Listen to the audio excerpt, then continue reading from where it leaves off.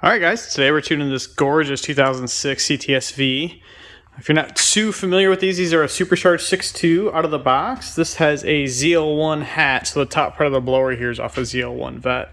It's got a cam motion. It's a 228, 242 at 50 camshaft in it. Right around 600 lift on the intake, and I think a little less than the exhaust, like 578, something like that. It's a pump gas meth injection car. This one is cool. It's actually a 6-speed car, which I think is just awesome. 4-door 6-speed car with a blower.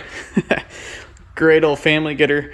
You can see we got a little tire rub issue. You'll see that in the video here. But yeah, let's see what this thing makes.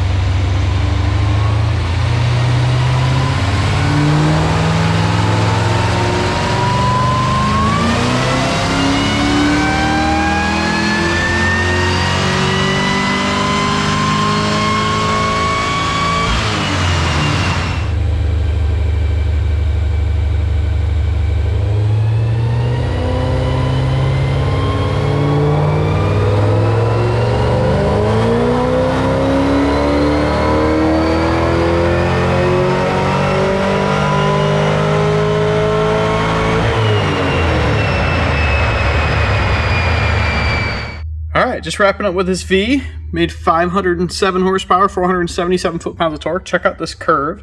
I was turning this to 6,500.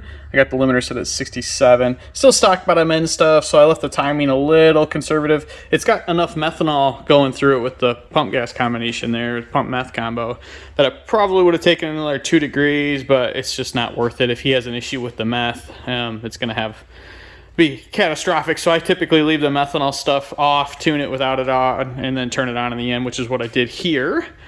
And yeah, that tire rub deal, the last hit there, check it out.